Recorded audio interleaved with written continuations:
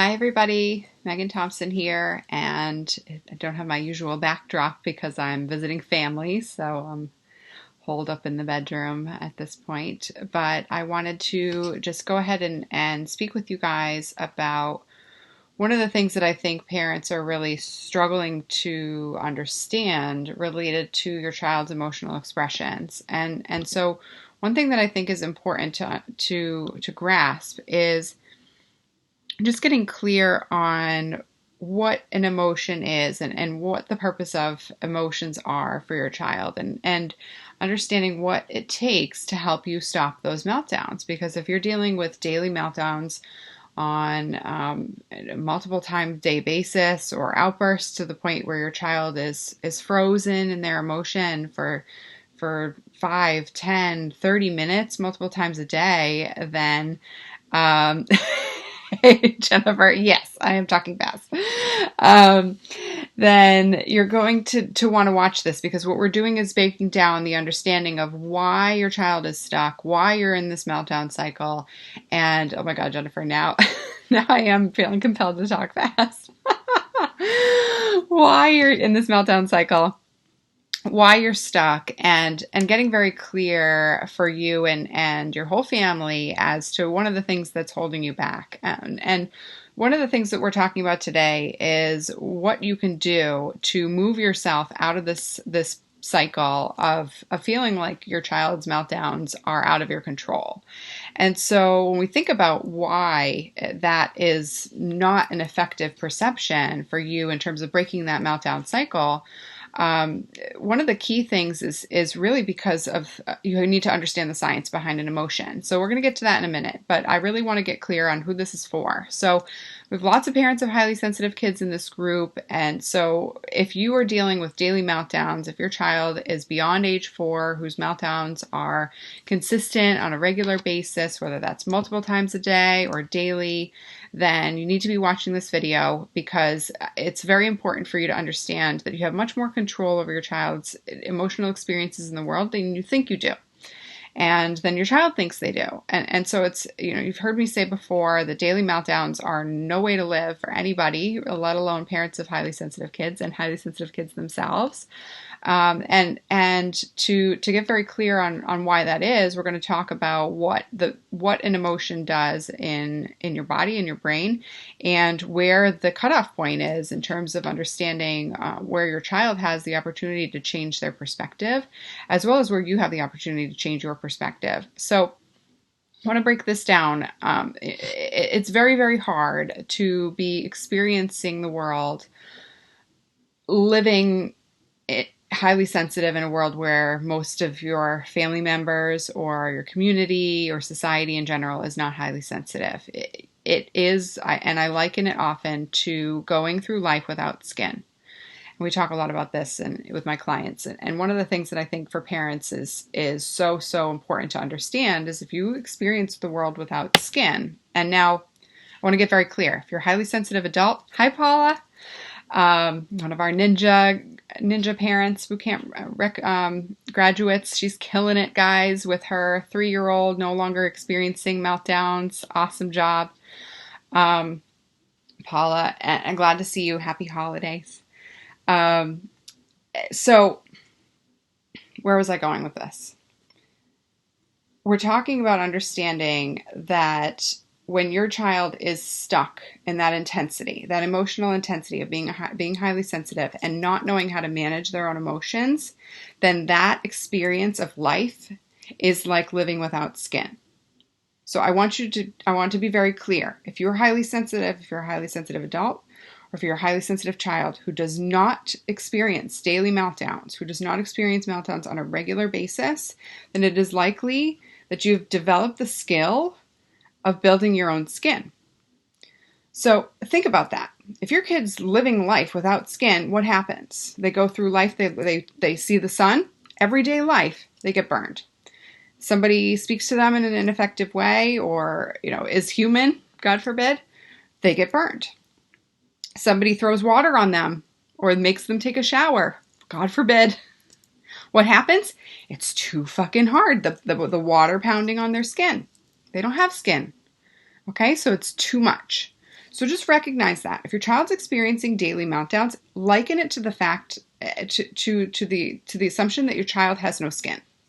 This is how serious it is, guys, because your child emotionally has no barrier to the outside world and their heart.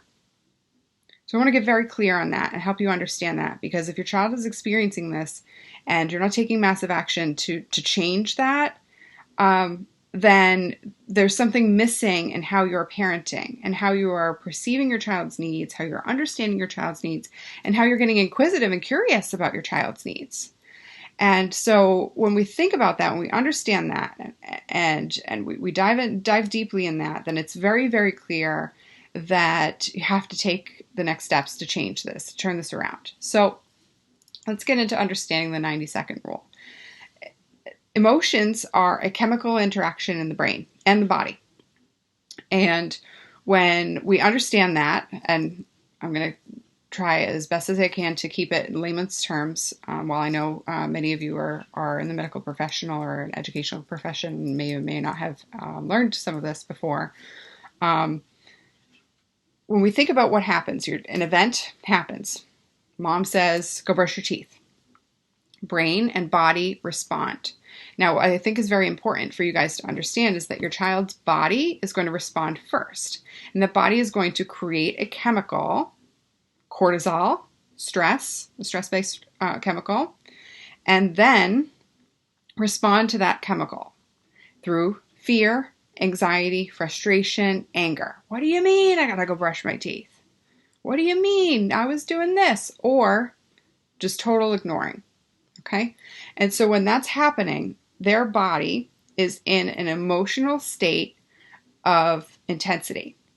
Now, that emotional intensity chemically lasts about 90 seconds. Anger especially lasts about 90 seconds in the body and the brain. It is a 90-second chemical reaction. That means that after 90 seconds, if your child is holding on to that emotion, their body and their brain has learned the behavior to host that anger in their heart and in their mind and in their body. So, if your child is an emotional host to anger, frustration, aggravation, irritability, and outbursts on a daily basis, then you need to change this, and that change starts first with you. So guys, you know me to call it tight. It's 2 days from the new year. My calls are done. I'm done taking calls this week. But you need to schedule a time to speak with me if you feel like you're understanding this and you need to take action. But just recognize that we've got 2 days left in the year, and if you're aware of your child's emotional experience, and in general, your child goes straight to anger and holds on to that for longer than 90 seconds, then your child is hosting anger as their guest in their emotional home for the majority of their life experiences. So if that's happening, then your child's body is chemically addicted to that intensity. So I want to break that down, because if this is happening for your child, then it's obviously happening for you. Because many humans, lots of humans experience the world like this. And so it's, while we have to understand that it's a human experience, everybody who expresses that intensity, and especially highly sensitive children who express that intensity, it can be very, very hard year after year, if you don't stop this now, to change and transition out of that pattern without the right strategies and support. So it's very important for you to be aware that if your child is stuck in this pattern and you're not taking very significant action to turn this around, it will take you years to help your child turn this around. So the brain and the body have a chemical reaction. Cortisol goes up, adrenaline goes up, your child's in fight or flight mode. Bring it on, mom. Or, it's the end of the world. How dare you ask me to brush my teeth? Meltdown, right?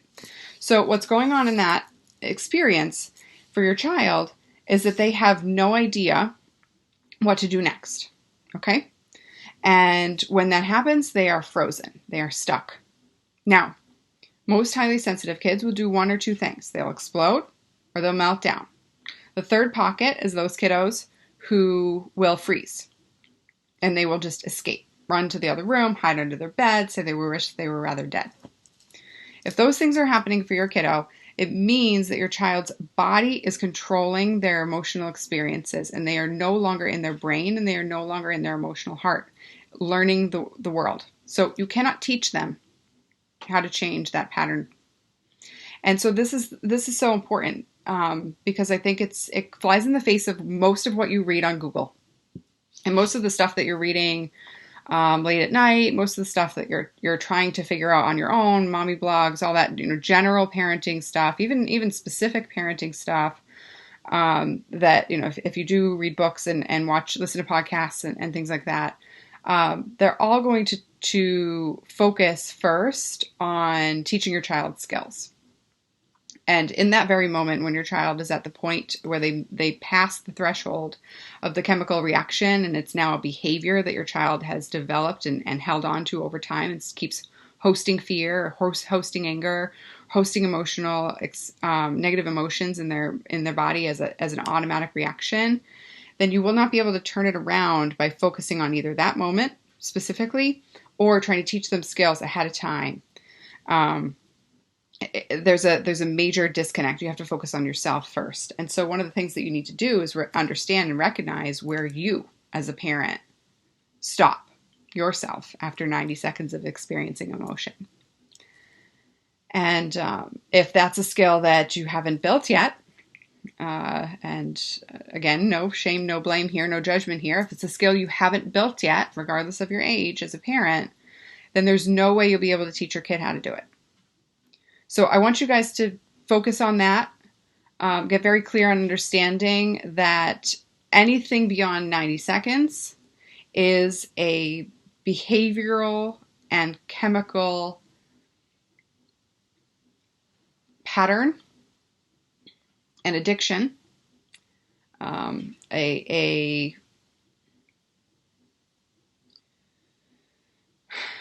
another word for this?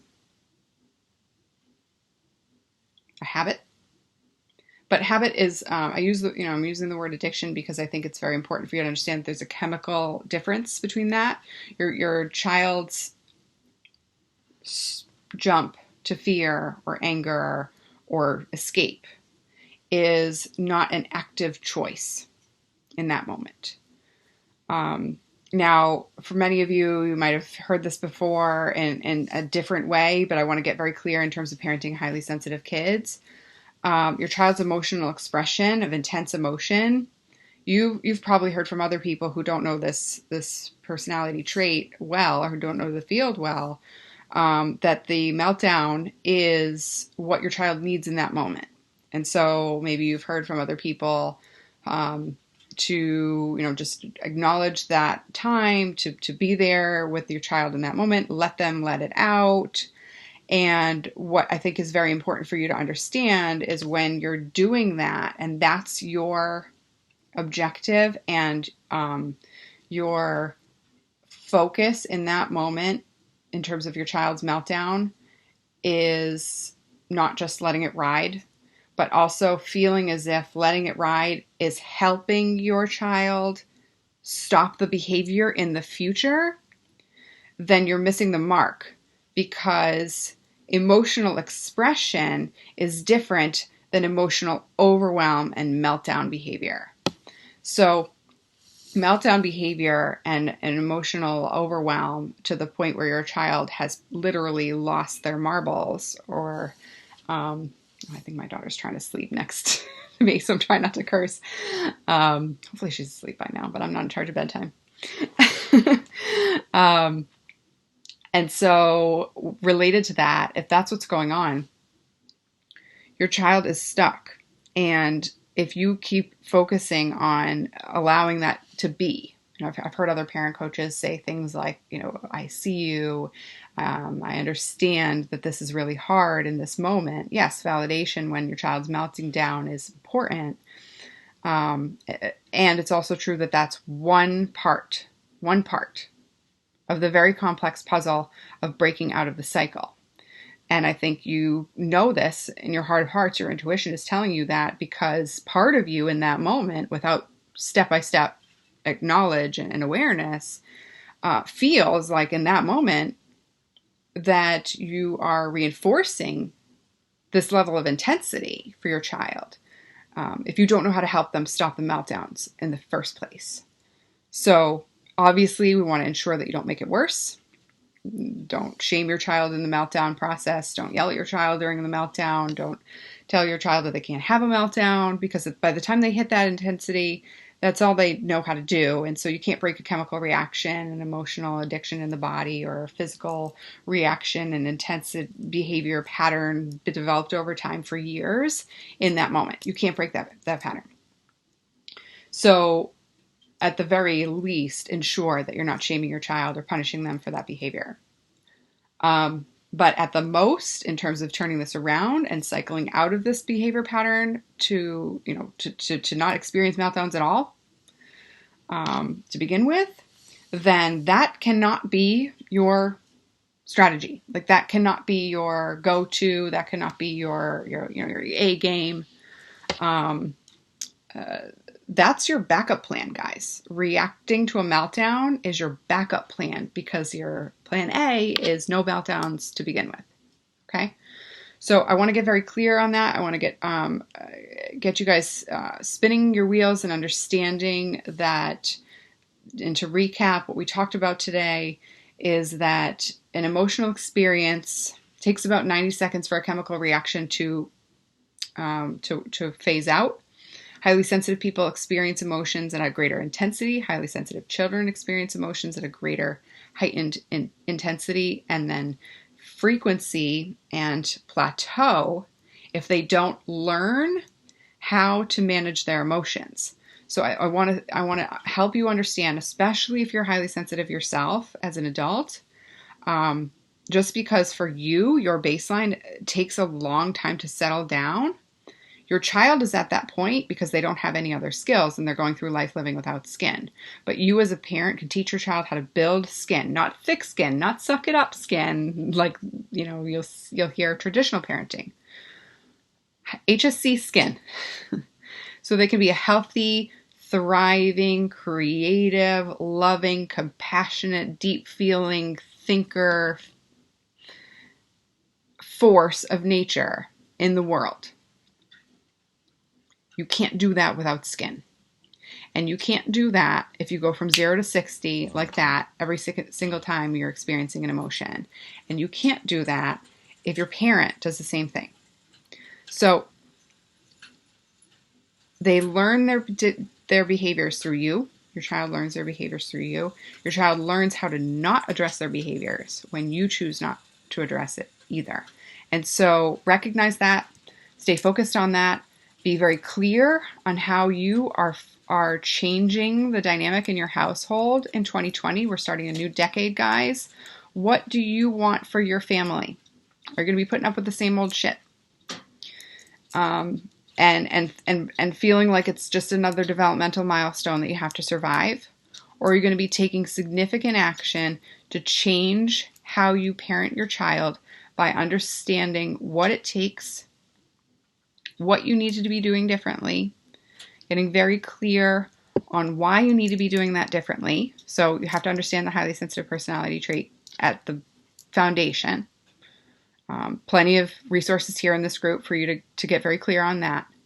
And once you know that you have to parent differently, being a parent of a highly sensitive kid, and you want to know how to turn this around and break the daily meltdown cycle, multiple times daily meltdown cycle, fast rather than waiting and twiddling your thumbs for the next 2 years, watch the masterclass and book a call. Okay, many action steps for you.